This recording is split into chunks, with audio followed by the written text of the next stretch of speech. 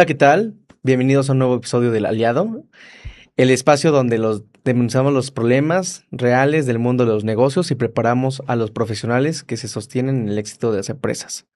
Cuando pensamos que en el crecimiento de un negocio solemos enfocarnos en vender más, lanzar nuevos productos, conseguir nuevos clientes, pero hay una realidad silenciosa que tumba a miles de empresas medianas y grandes de las familias en México. La falta de estructura en la toma de decisiones, el caos interno. Para hablar cómo esto puede evitarse, que el éxito mate a una empresa por su crecimiento y cómo los abogados deben prepararse para blindar a los empresarios. Hoy nos acompaña un aliado de peso completo. Él es empresario, coach de negocios de nivel nacional e internacional, expresidente de diversas cámaras empresariales y un pilar en la incubación de nuevos talentos en las mejores universidades del país. Bienvenido al aliado, Roberto Quintero Vega. Es un honor tenerte aquí con nosotros. No, Alan, al contrario, un gustazo estar contigo y honrado de poder acompañarte en este programa. Hemos visto, gracias a mi productora Irma, un currículum totalmente exitoso, Gracias. lleno de cosas de valor. Estuviste en la revista Forbes, y has presidido la Cámara de Empresarios de Puebla y de México y un sinnúmero de buenos metas que has logrado a lo largo de tu trayectoria. Cuéntanos un poco de ti. Ay, muchas gracias. Bueno, soy abogado, como tú, aunque nunca he litigado. Ajá. Me encanta estudiar. Soy MBA, tengo un doctorado. Soy psicólogo también de profesión, aunque realmente Tampoco. sí no lo ejecuto, pero lo estudié. Estudié en el IPAD, el AD2, estudié en Disney. También estudié en Nueva York, Emprendimiento Columbia University. O sea, me encanta estudiar y aparte creo que es un buen consejo para todos nosotros empresarios, mantenerte estudiando. Participo activamente en cámaras empresariales, como bien comentabas, a nivel local, nacional e internacional. En el tema de negocios, me he dedicado por mucho tiempo al entretenimiento, a las cines. Tenemos actualmente una cadena de cines dirigida al mercado hispano en los Estados Unidos. Y bueno, soy académico en la Universidad Católica de Chile, en el TEC de Monterrey, aquí en México. Y participo como consejero independiente en diversas empresas. Pues ya con eso tenemos todo un currículum impresionante, la verdad, y no es por llenarte de flores, pero la verdad es que es algo de admirar tener tantos logros tan positivos. Pues, tal vez joven, además, no. Muy chavo. Es casi un chavo, entonces la verdad es que eso es bueno, la verdad, qué bueno que estás con nosotros acompañándonos y tienes la experiencia y la voz autónoma para decirnos sobre el tema del gobierno corporativo en las empresas, que es un tema que yo creo que la mayoría de las empresas en México no toma con la pues el profesionalismo que se requiere o más bien con la importancia y relevancia que requiere. El gobierno corporativo yo creo que es la columna vertebral de toda empresa, todo negocio para que pueda funcionar, crecer de una manera pues, ergonómica y que no se pierda en el crecimiento en una serie de problemas que son propios y que se pudieran evitar desde el propio gobierno corporativo. Así es. Fíjate que, Alan, que el gobierno corporativo se dice que es el conjunto de normas y reglas que regulan una empresa, y estas normas y reglas además son flexibles, Ujú. Deben de modificarse de acuerdo a la edad de la empresa, a la situación del país, a la edad de los fundadores o de las generaciones que se van integrando. Y efectivamente, como tú comentas, yo creo que en México, y yo creo que son pocos países, entre ellos México, que no lo llevamos a cabo. Realmente se vive como simulación, ¿no? Sí. Aunque cuando estudiamos derecho civil, Sí. pues sabemos que el Código Civil contiene como las normas y reglas que regulan a la empresa, pues realmente es una simulación. En la práctica, solo empresas grandotas y algunos emprendimientos importantes lo llevan a cabo. La mayoría no lo lleva, o lo lleva, digamos, de escritorio. De escritorio, ¿no? O sea, las actas, las minutas. Actas nada más, Sí. o realmente no hay un reporteo. Y fíjate que lo importante del gobierno corporativo, a mi parecer, son dos situaciones. Uno, la rendición de cuentas. Claro. Rendir y rendirte cuentas es muy importante. Como empresarios, como emprendedores, pues siempre estamos como emocionados, ¿no? Con muchos proyectos divididos, etcétera.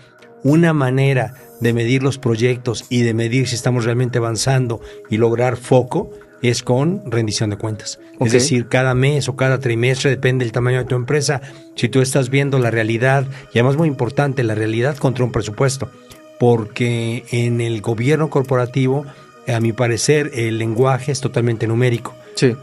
Yo recuerdo con un empresario que admiro muchísimo, Miguel Ángel Dávila, el fundador de Cinemex, en nuestro consejo de una de nuestras empresas, de repente nos preguntaba cómo les fue, ¿no? Y decíamos, no, pues bien. Entonces decía, a ver, abre el Excel, ponle bien. Cabe en una celda. Ok.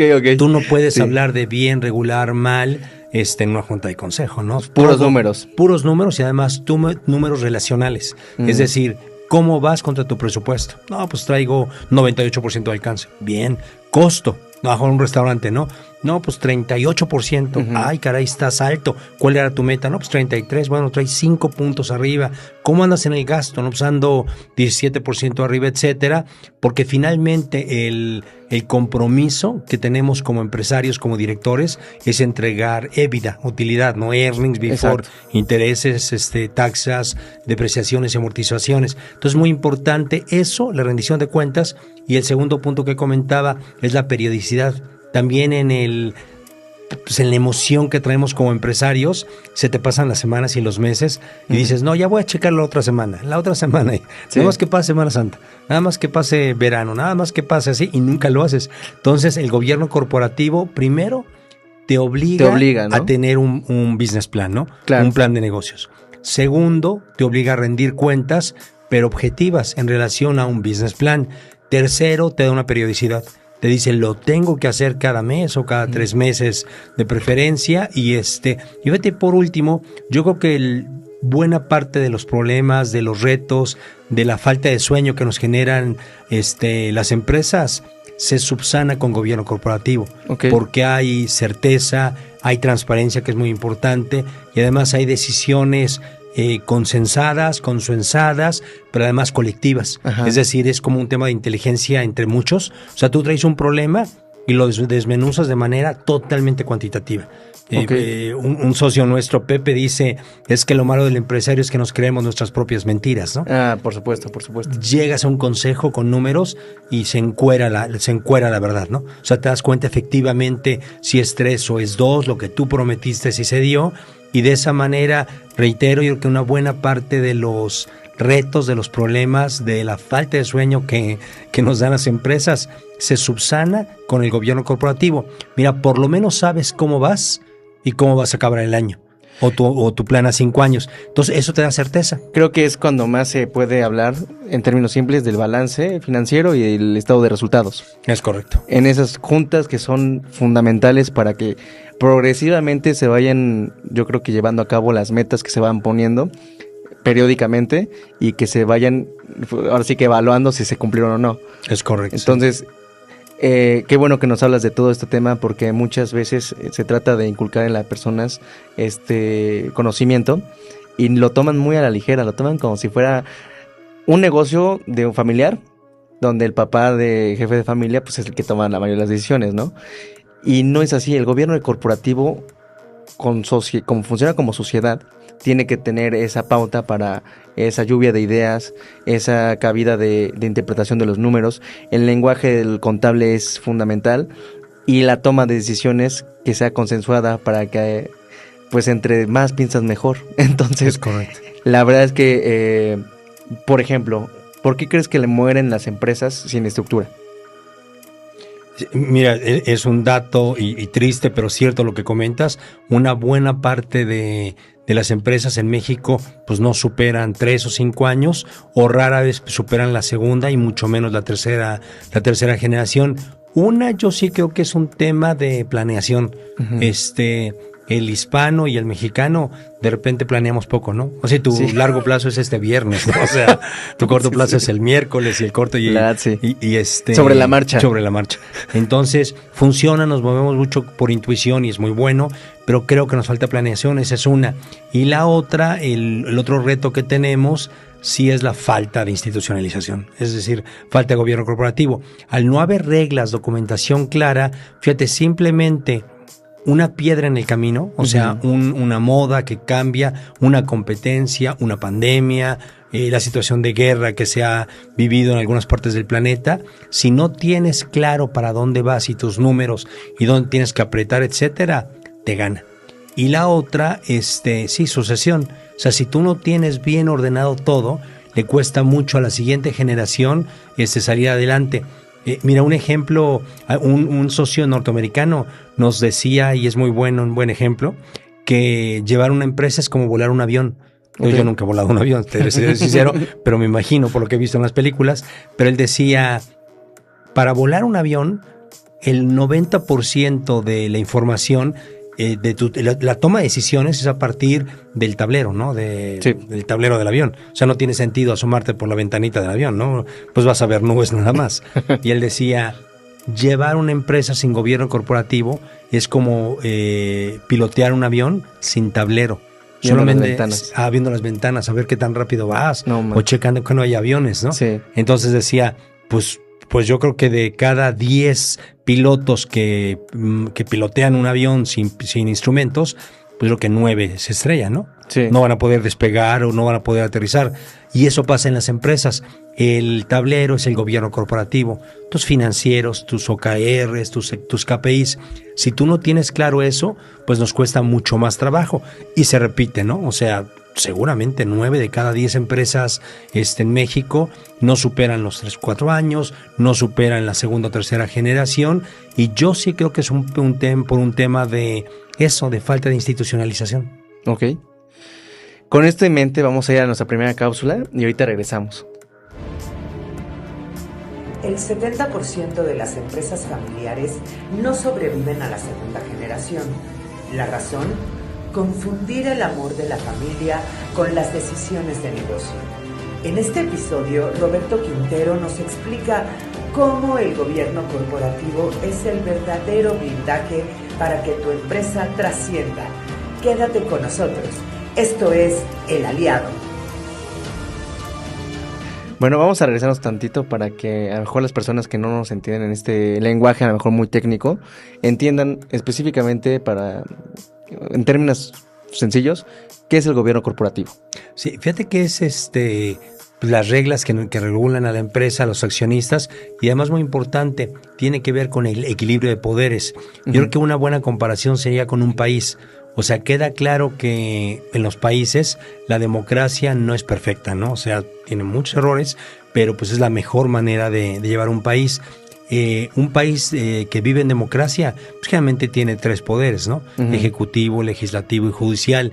Y muy importante porque cada uno ve cosas diferentes, ¿no? Sí. Digamos, el ejecutivo, exagerando un poco, ve el día a día, ¿no? Es el administrador del país. El legislativo ve el futuro, por decirlo Exacto. así. Sí, sí. Ve leyes no retroactivas que van a aplicar en un futuro, de acuerdo a las circunstancias. Y el judicial ve el pasado, digamos, o sea, juzga lo que ya ocurrió. No podría Ajá. juzgar lo que todavía no pasa. Lo que todavía no pasa, ¿no? Bueno, en las empresas pasa algo similar.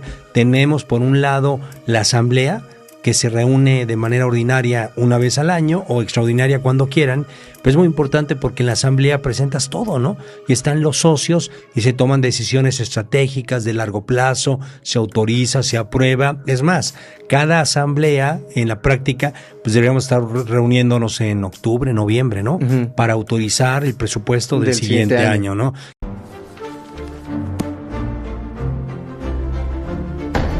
Y así como los gobiernos, no podrías vender un peso o pagar un peso o comprar un peso si no tienes un presupuesto autorizado, y generalmente en octubre lo empiezas, lo firmas en noviembre o en diciembre, ¿no? El otro poder tiene que ver con el Consejo de Administración, uh-huh. que es muy común que se reúna cada 3 meses o cada mes, a lo mejor si es una empresa en una etapa importante, una etapa de crecimiento, y lo que ve es la planeación, pero también el día a día, y también entregas cuentas.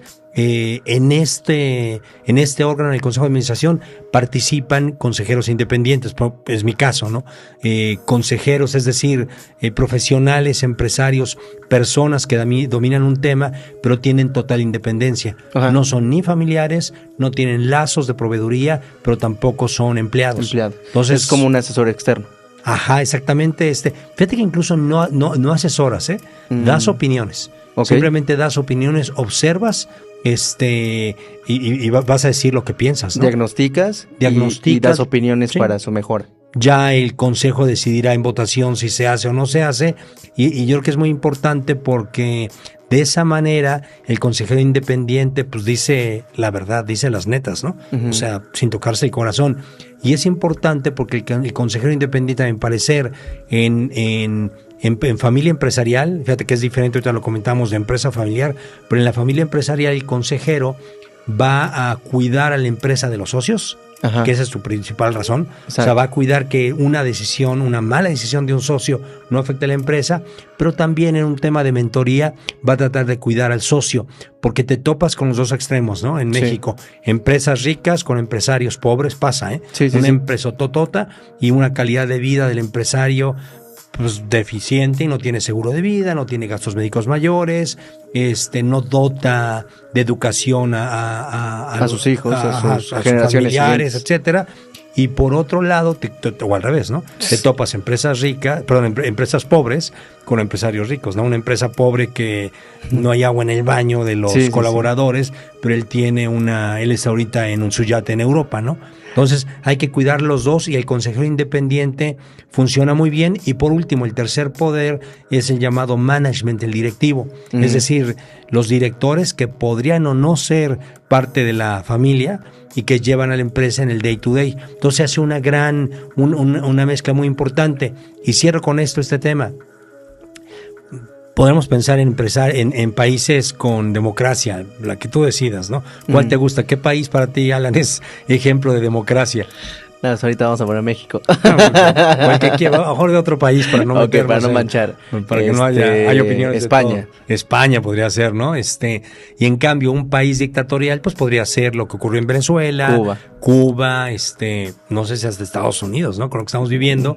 Y las dictaduras no funcionan, ¿eh? O sea, lo hemos visto en la historia. Sí permanecen un rato, interesante. Sí se logran avances en las dictaduras.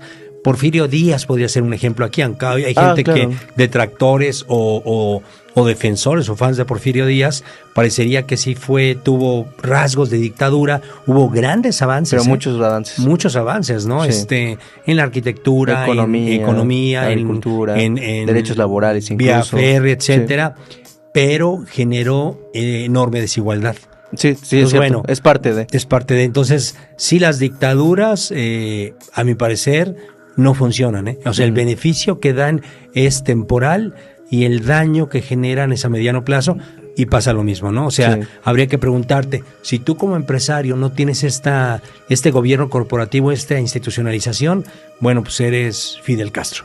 O sea, un Fidel Castro que está tomando decisiones así, que te habla un pajarito y que se te ocurre, muchas ocurrencias, aunque te equivoques no lo aceptas, nadie te puede contravenir. Entonces, la pregunta, ¿eres España o eres Cuba en términos de gobierno corporativo?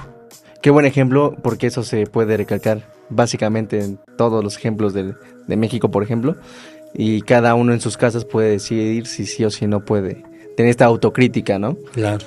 Y mucho pasa con incluso empresas familiares, donde el patriarca, el que inició, generalmente es el que, para bien o para mal, sí tuvo crecimiento y todo, pero llega un momento, como tú bien dijiste hace un momento, donde las cosas cambian. La moda, las condiciones, la sociología, la geografía, los impuestos, o sea, todo cambia. Y si siguen arraigados a lo que funcionó hace 20 años, pues están destinados al fracaso, a morir. Y muchos, incluso los hijos me dicen, que son clientes míos, es que mi papá no me deja innovar, me cierra las puertas, es lo que él dice, y es frustrante para ellos. Pero si tuvieran este tipo de gobiernos corporativos, por lo menos podrían, si no debatir, por lo menos entrar en una mesa de discusión, de diálogo, donde a lo mejor puedes cambiarle el sesgo que tenga, ¿no? Sí, por supuesto. Y eso es valiosísimo, porque a la larga, tú viendo dices, la función de todo esto es que prevalezca la empresa, es que dure. Sí, que se vuelva legado. Fíjate, en lo que comentas es bien importante. He escuchado la frase y creo que aplica muy bien. Sí, que las empresas, para ser empresa y empresa grande, tienes que ser fuerte, rudo, etcétera. Y los fundadores generalmente son don chingones, ¿no? O doñas chingonas, y súper admirable. O sea, lo que si no lo hubieran hecho en ese estilo, posiblemente no lo hubieran hecho.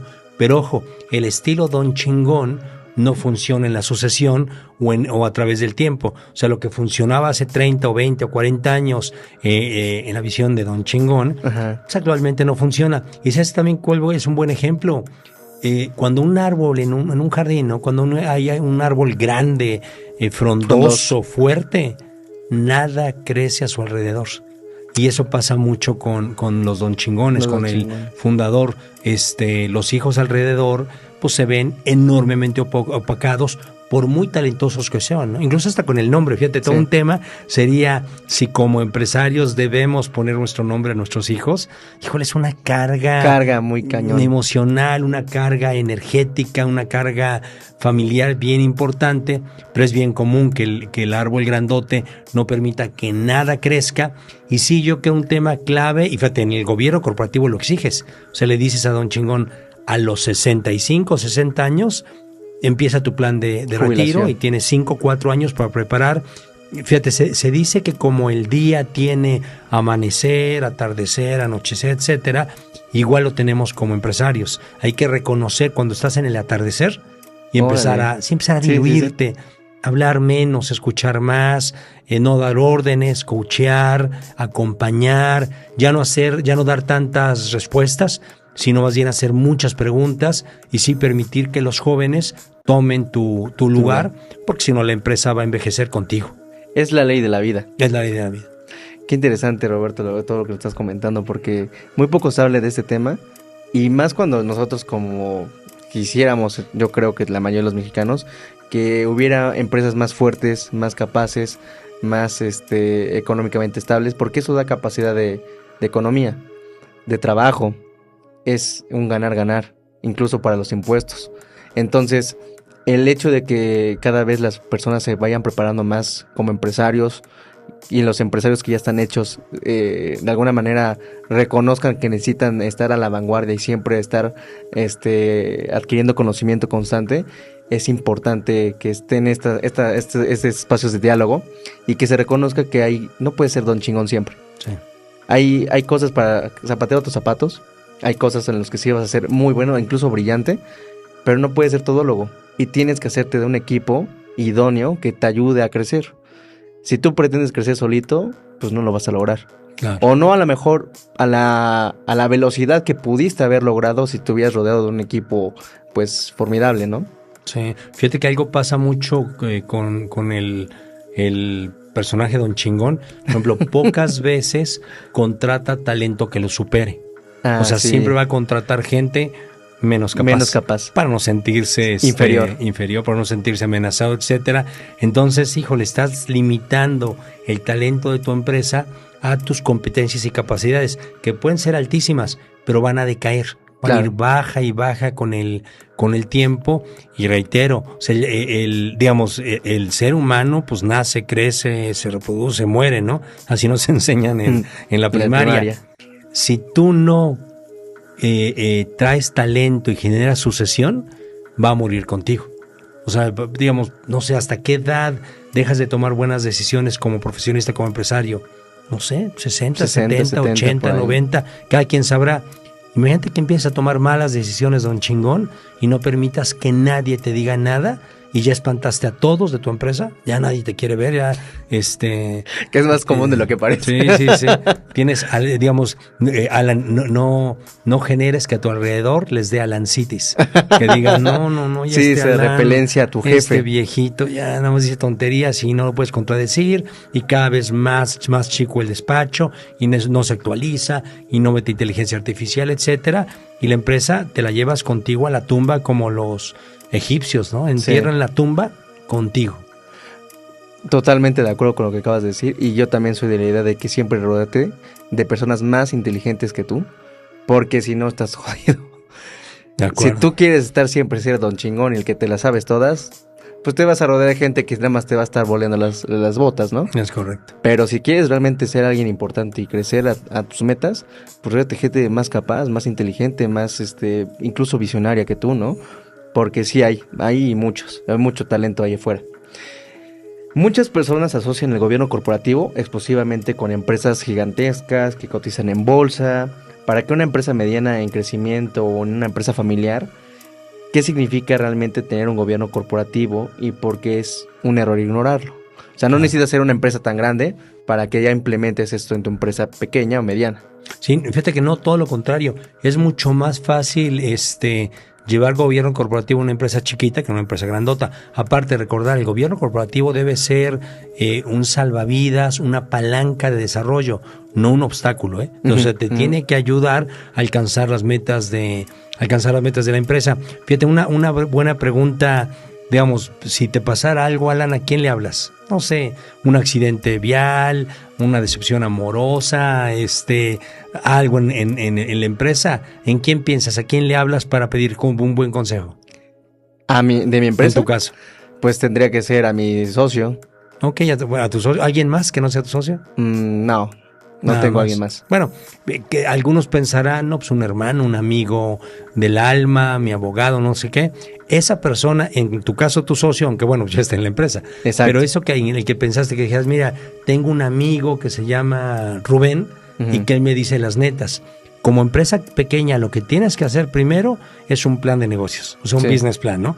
O sea, cuánto pienso vender en el año, cuánto pienso costar, cuánto pienso gastar, si puede un reportito de flujo, a lo mejor un acercamiento, un balance general, pero bueno, hacerlo.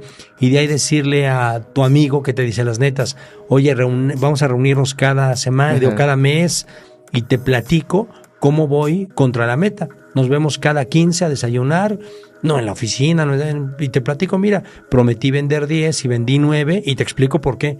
Y te explico cómo voy a subsanarlo, porque lo debes, o sea, lo debes en year to date y en forecast, ¿no? Y el costo se me fue arriba 2 puntos y te explico por qué, Rubén, y lo voy a subsanar. Y en el tema de gasto, quedé bien.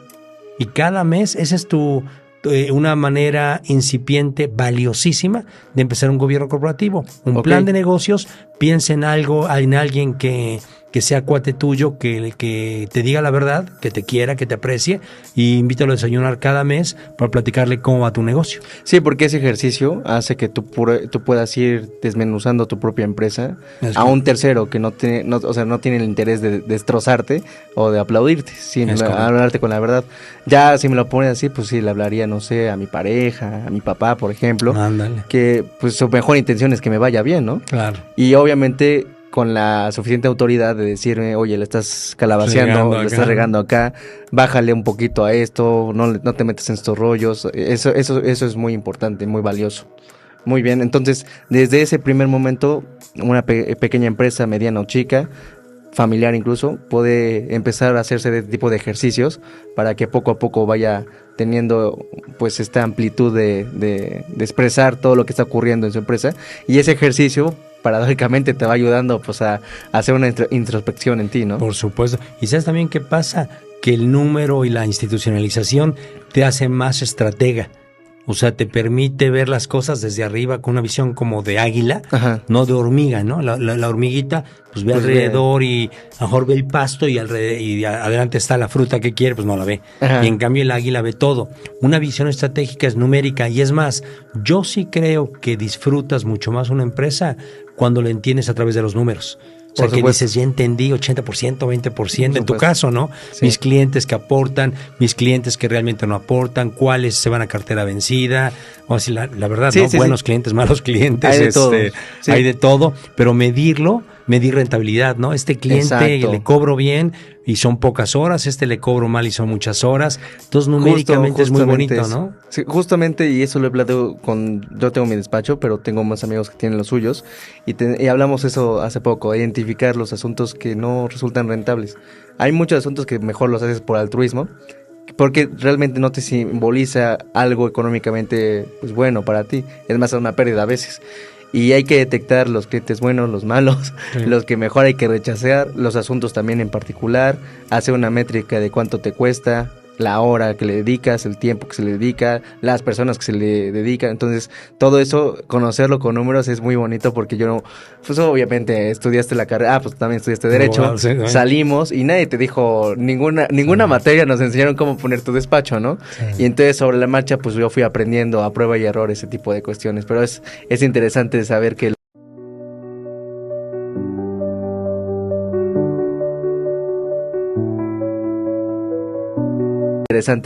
los números paradójicamente están en todo, y más en las empresas. ¿Sabes, Alan, también que es importante reconocer que cualquier profesión se mueve a base de números? Todas. O sea, empresa, abogado, dentista, fisioterapeuta, lo que fuese, Sí. es numérico. Y sí, creo que un reto que tenemos los mexicanos y otros países de Latinoamérica es que le huimos al número. Perderle el miedo a las Perder el miedo a las matemáticas. matemáticas. Una buena parte de los mexicanos tomamos la decisión de carrera huyendo a las matemáticas. Huyendo a las Como matemáticas. que en cuarto, quinto de primaria le agarramos Te pavor tomaron, al número, ya lo reprobaste. ¿Sabes cuál es el problema? Cuando las letras se empezaron a mezclar con los números, con álgebra. Sí. Ahí ya dices, eso no es lo mío. Y te das cuenta que después sí es lo Sí, tuyo, es lo ¿no? tuyo. O sea, manejar regla de 3, digo, a lo mejor raíz cuadrada nunca la manejas, ¿no? Ajá. Pero oye, regla de 3, porcentuales, etcétera, es Sí. clave para... Lo básico, suma, resta, multiplicación, división. Ya cuando estás del otro lado. Ya Eso. si le subes lo porcentual, no, pues ya estás, Ya estás. hasta arriba, ¿no? Sí. Pero que sí es importante las matemáticas. ¿Dónde suele fallar el canal de comunicación entre el empresario y su abogado, por ejemplo? Pues mira, yo creo que en cualquier estrategia la comunicación es clave. Ujú. O sea, si hay mala comunicación, falla. Y pues, a lo mejor lo que falla, creo yo, no es tanto la comunicación, sino la prevención, ¿no? Creo que como empresarios buscamos a nuestro abogado o al dentista solo cuando ya te duele la muela, ¿no? O sea, a lo mejor lo correcto sería una permanente comunicación con tu abogado, de repente un due diligence, Ujú. por ejemplo, nunca firmar un contrato si no viene rubricado por tu abogado que te dio el visto, El visto bueno. bueno. Cada año, el business plan, posiblemente reunirte con tu abogado. Ajá. Decirle, mira, este es mi plan de este año. ¿Qué opinas? ¿Qué contingencias? Ahora compliance muy de moda, ¿no? ¿Qué Exacto. compliance ves acá? Y te diré, oye, veo que en junio quieres vender esto a Volkswagen, ¿no?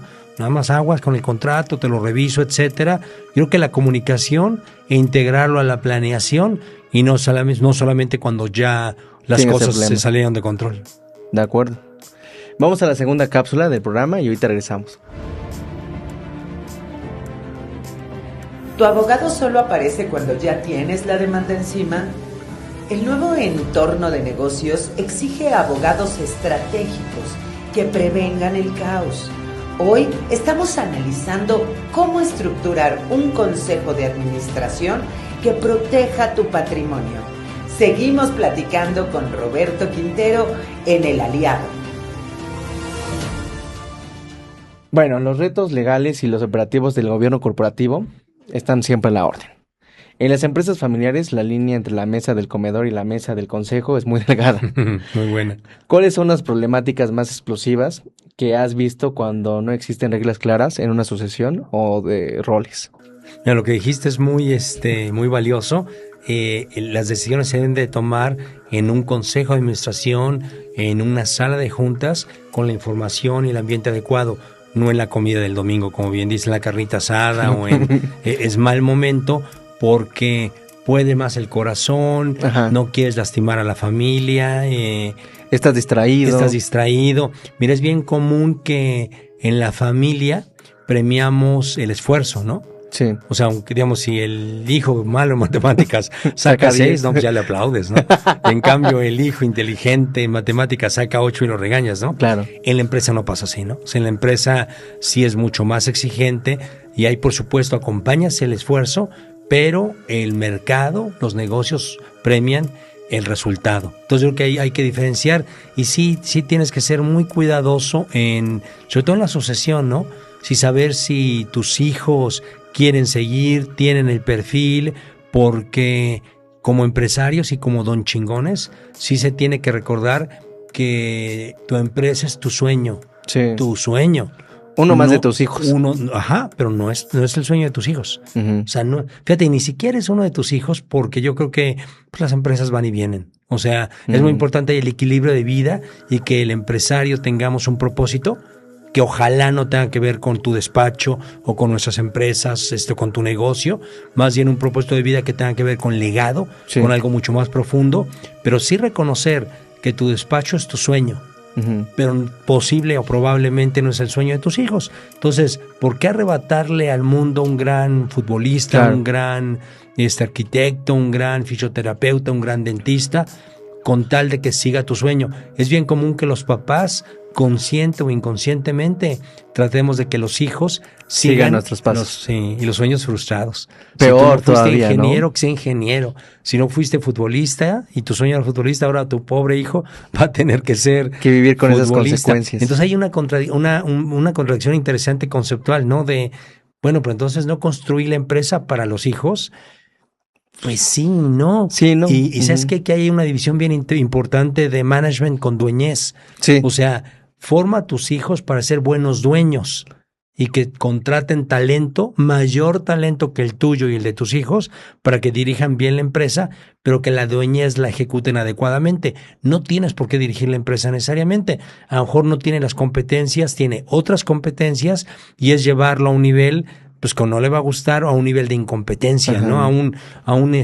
O sea, no sé, imagínate que tengas una carnicería, ¿no? Sí, exitosísima, y tu hija es vegana, ¿no? No, y es la presidenta de una asociación contra el maltrato animal. Se contravienen visiones y es un reto como empresario, creo yo. Totalmente. Y muchas veces lo vemos en el día a día, como los papás no nada más te jalan a sus hijos a sus propias empresas, sino como bien dices, en ellos sus frustraciones las emiten y tratan de compensarlas y quieren que ellos logren lo que ellos no pudieron hacer. Sí. Y está cañón. O sea, eso, otro tema, llevar la culpa familiar a la nómina. Ajá. O sea, que traes compromiso con el hijo, el sobrino, la nuera o el yerno y lo compensas metiéndolos a la nómina o a la empresa. Vaya, si hay talento, claro que sí. O sea, tú te topas, yo te conozco una empresa aquí en el interior del estado, que los hijos y las nueras, brillantísimas. Qué bruto, qué bueno. Pero si no, pues no tiene caso. Más bien, apóyalos con tu lana de utilidades, ¿no? O sea, Sí. llévalo adecuadamente, llévalo por fuera. Por fuera. O sea, digamos, ya que sacaste tu EBITDA, ahora sí con tu utilidad, pues ya sé patrono de cualquier causa que tú quieras. O fíjate que hay un esquema muy interesante en empresas medianas grandes del family office. Digamos que a lo mejor el 10%, el 20% de la utilidad, tú no tocas la operación es intocable y es profesional, pero de tu utilidad de la empresa, a lo mejor el 20% lo mandas a un family office y lo que generas es un fondo para startups, para spin-offs, para hijos o nietos, ¿no? Que el nieto diga, oye, me interesaría este proyecto. No lo metes a tu empresa, a menos que haga sentido. Si no es, haz un business plan, busca asesores, presenta el proyecto ante el consejo de administración y el consejo te podrá aprobar, generas un comité y el comité lo va a acompañar con su startup, que probablemente no tenga que ver nada con el core de la empresa, con el core de la familia empresarial y de esa manera es mucho más profesional. Fíjate, y cierro este concepto con algo que dijimos hace un ratito. La empresa familiar es la cual está formada por familiares entre sí. Y generalmente no duran, hay conflicto, no hay reglas claras. Pasemos a familias empresariales. O sea, una familia integrada por empresarios en diferentes giros, ordenados, etcétera, pero donde reconocen que lo importante, lo valioso, lo trascendental es la familia, no la empresa. La empresa sirve a la familia, un empresario, yo creo que un empresario exitoso es el que tiene una familia exitosa. Un empresario que no ha generado legado, que no reconoce a la persona como lo más importante, pues no sirve de nada, ¿no? Porque realmente no nos llevamos nada, ¿no? El tema material es muy importante. Nos da libertad para tomar decisiones, nos da libertad financiera, pero no crea felicidad, O sea, lo material rara vez genera felicidad. Hay que reconocerlo. Totalmente. Y qué bueno que nos hablas de esto porque es un tema que es más de humanidad, de personal quizá, pero muchas veces se deja de lado y se confunden las metas con los profesionales, las metas profesionales con las personales y pues el desarrollo, ¿no? Que esa es más valiosa y la familia, yo creo que la mayoría de veces la dejamos de lado por estar trabajando, por conseguir lo nuevo y ya lograste esa meta y ahora vienes por más y por más. Y es interesante que como empresario y con la voz autorizada que tienes para decirlo, pues digas a las personas, a la audiencia, no lo es todo. Tu familia es una prioridad que no debes de dejarla de lado. Sí, por supuesto, sí, estoy cierto que la persona humana Sí. es el origen y el fin de tu actividad como abogado, ¿eh?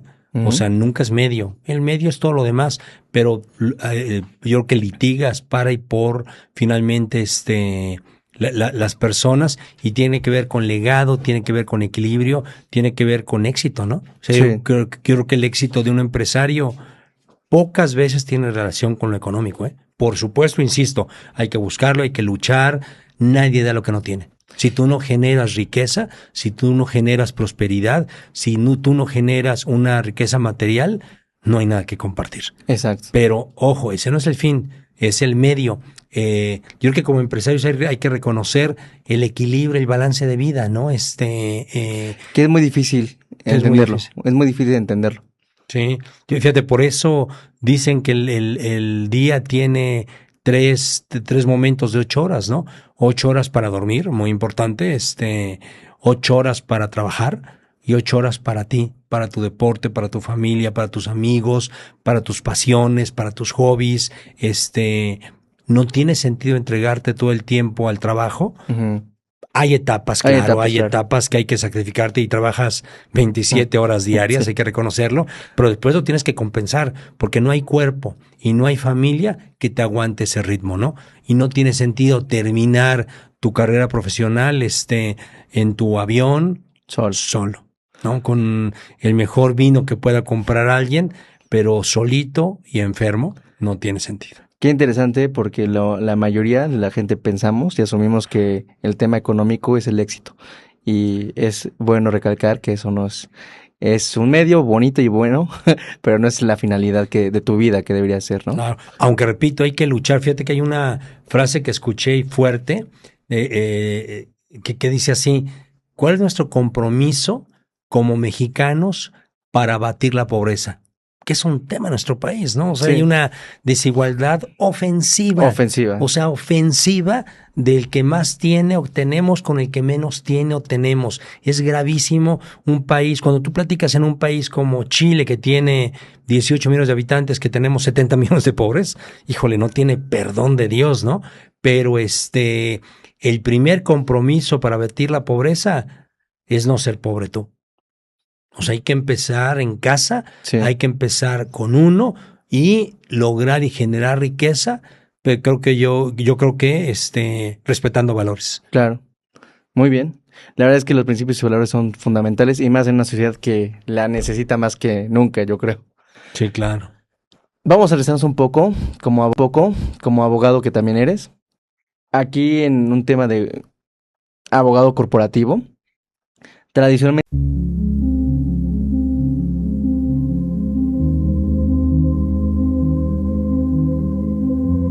se le ve como el bombero que apaga los fuegos, el que resuelve los problemas al momento.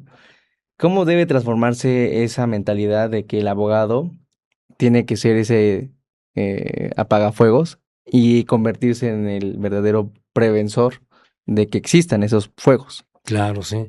Fíjate que yo creo que es una gran oportunidad.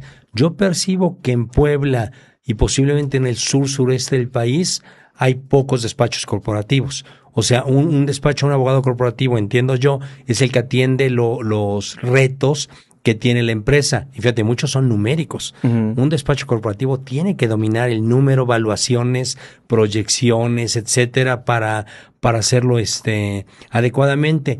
Y yo creo que el abogado corporativo, pues sí tiene que entender el negocio, el core, cómo agrega valor, dominar, ¿no? Dominar la propuesta de valor de tu cliente. Y cuando tú ves el tema legal a través de la propuesta de valor, cambian las cosas. O sea, lo que menos quiere uno es un abogado corporativo stopper, como dicen los gringos, Sí. ¿no? O sea, que contrato que le mandes, no sé, y lo vemos mucho en la empresa, no sé, que tengas una cadena de vinaterías y Coca-Cola te va a mandar enfriadores, ¿no? Como Ajá. el 90% de los negocios de ese tipo en México. Le mandas el contrato de Coca-Cola y que te diga tu abogado, no lo puedes firmar. está muy mal, te voy a mandar por amor de Dios, o sea, Sí. es un contrato de adhesión, ¿no? Ajá. Entonces, bueno, tú no quieres que un abogado sea un stopper. O sea, tiene que ser un abogado que entienda, que te diga, oye, a ver, los riesgos que tiene este contrato de Coca-Cola, que por cierto no te lo van a poder cambiar, es que si se roban el refrigerador, a lo mejor tienes tienes algún riesgo ahí, y lo subsanamos con un seguro, un Exacto. RC, etcétera. Pero sí, el abogado tiene que estar con visión empresarial y cuidando mucho, lo mismo que decíamos, a la empresa de los socios irresponsables que somos a veces, pero igual cuidándonos a veces a los socios, al empresario, al emprendedor de las empresas, porque a veces consentimos tanto a la empresa como dueño, como socio, como directivo, que se hacen empresas tontas, ¿no? Ujú, sí. Empresas que no se esfuerzan, porque ahí está el directivo que no cobra, o ahí está el directivo que es el último en recibir su sueldo, etcétera. Entonces, no, hay que exigir de ambas partes, creo yo, y el abogado corporativo puede ayudar mucho a eso. Insisto, no ser un stopper, ser un acompañador, estar acompañando el proceso legal que lleva a cualquier decisión de negocios. Muy bien. ¿Y tú de qué manera podrías decirle o convencer a los empresarios para que inviertan en institucionalizarse y no que lo vean como un gasto más?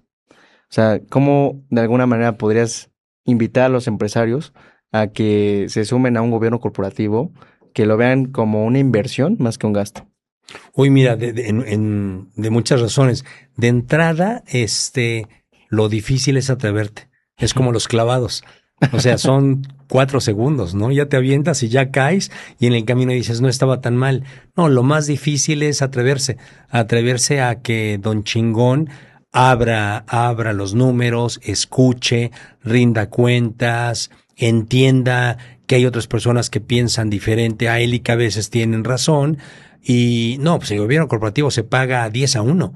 Simplemente te evita el psicólogo, el paro cardíaco, diabetes, hipertensión, no, en temas de salud, el gobierno corporativo es buenísimo porque te da certeza, te da tranquilidad. De verdad, en un tema energético, cuando traes un tema masticando y que yo creo que el tema de enfermedades, bueno, ahora que soy psicólogo también. Sí, cierto. No, hombre, pues es ¿Cómo ves el estrés no, tremendo. que se asume cuando manejas una empresa? Sí, mira, yo creo que después de pandemia, las enfermedades laborales, empresariales, pues ya no son como tal físicas, sino relacionadas con salud mental, estrés, ansiedad, Insomnio. depresión, que genera insomnio, que genera obesidad o que genera falta de ingesta de alimento, etcétera, es tremenda. Simplemente en el tema de salud, el llevar gobierno corporativo te hace más sano, te hace más feliz y en el tema de gobierno te hace mucho más certero. De verdad, hay un documento que se llama Forecast, ¿no? Uh-huh. El Forecast es los meses que han transcurrido, digamos, ahorita estamos, no sé, que estemos en junio. A junio. Julio, lo que fuese, ¿no? Bueno, te dice, bueno, lleva 5 o 6 meses transcurridos que son los reales, ¿no? Uh-huh. Los reales que se comen el presupuesto. Y los siguientes 7 o 6, depende, para sumar 12 del año, ¿no? Son los presupuestados o modificados, si los forecasteaste, pero si no, y ahí te dice cómo vas a acabar el año. Y si le metes inteligencia artificial, olvídate. Pero te dice, Alan, cuidado, tú prometiste vender en el despacho 3 pesos. Y si esto sigue así, te vas a quedar 1 peso abajo. Entonces, muy padre porque te da tramo de control para reaccionar en venta, costo y gasto, toma de decisiones y pues por lo menos sabes cómo va a acabar.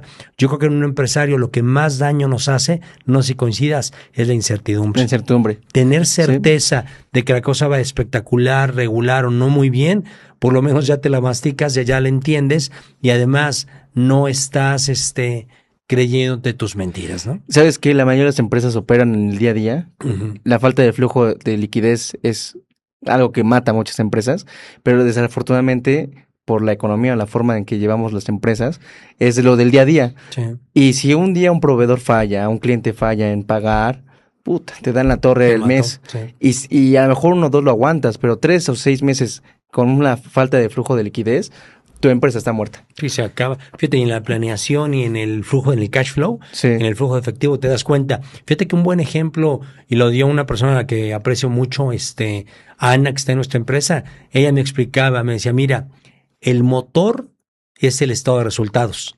Ajá, La gasolina es el flujo. sí. Entonces, digamos, no sé, en un despacho, ¿no? Tú dirías, a ver, yo vendo al año 10 millones de pesos y mi costo, que posiblemente sea la mano de obra de los abogados, no sé, Exacto. ¿no? Representa tanto y el gasto, la luz, etcétera, representa tanto. Yo me tengo que quedar con el 35%, Ajá. con el 30%, no posiblemente. Muy importante, lo comparas con otros en industria, ¿no? O Sí, sea, sí, si hay sí. otros más eficientes, pues Hay que copiar, hay sí, que ver hay qué que copiar hay ver qué estar o haciendo mejor que tú. renuncia y vete a trabajar con ellos, ¿no? O Sí. asóciate con ellos. Ese es el motor. O sea, pero no siempre ves eso porque ese es estado de resultados, es el deber ser. Exacto. El flujo es el ser, es la gasolina. Ella me daba un ejemplo muy bonito que haz de cuenta, imagínate que te ganes la lotería, ¿no? Ujú. Y te diste cuenta de última hora, ¿no? Y tienes que ir hoy A cobrar. a cobrar. Hoy a cobrar, estás emocionado, No manches. un premio de los 40 millones de pesos y ya vas en la carretera y te das cuenta que no traes gasolina. Entonces te paras en la México-Puebla, ¿no? En una gasolinera y ya le dices, oiga, cárgueme, lléneme. Y te das cuenta que de la emoción no te tienes trajiste la cartera. cartera y te trajiste nada más el boleto. Y le dices al que te despacha, oiga, no importa, 2,000 pesos, 1,000 pesos es un chiste. Voy por 40 millones y tengo una hora para llegar. Según te va a decir, no me importa. Ujú. Señor, si usted no paga los 2,000, yo no le cargo, ¿no? Sí. Y es ilógico. Dices, bueno, ¿cómo? O sea, ¿cómo pesa más 2,000 pesos que 40 millones? Así Sí. de cruel es el flujo. Así de cruel O es sea, el flujo. exactamente, ¿no? La gasolina es así, el aire es así. O sea, Sí. oye, bueno, 8 minutos sin respirar. 8 minutos sin respirar mata a la persona. 3 meses sin capital de trabajo, sin flujo. Y a lo mejor te va a llegar un cliente con muchos millones en 4 meses. Si no tienes flujo, vas a cerrar. Es una verdad muy dolorosa esa. Sí. Institucionalizar tu empresa no es burocracia, es libertad. Si el negocio no camina sin que tú estés presente, no tienes una empresa, tienes un autoempleo. ¿Cómo empezar a delegar con certeza legal? Descúbrelo en la recta final de nuestro episodio de hoy en El Aliado.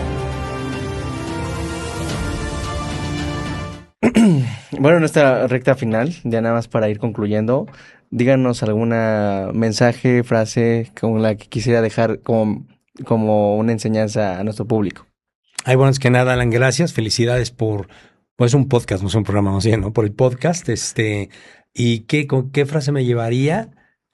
Pues sí, yo creo que la empresa más importante que vas a fundar en tu vida es tu familia.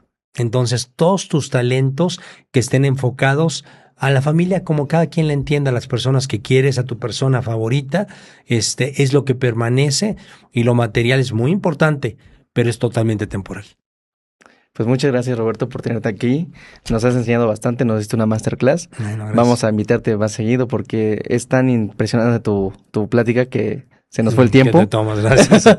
Pero espero que los hayan disfrutado este episodio, que fue muy especial, y estamos viéndonos en la próxima. Gracias.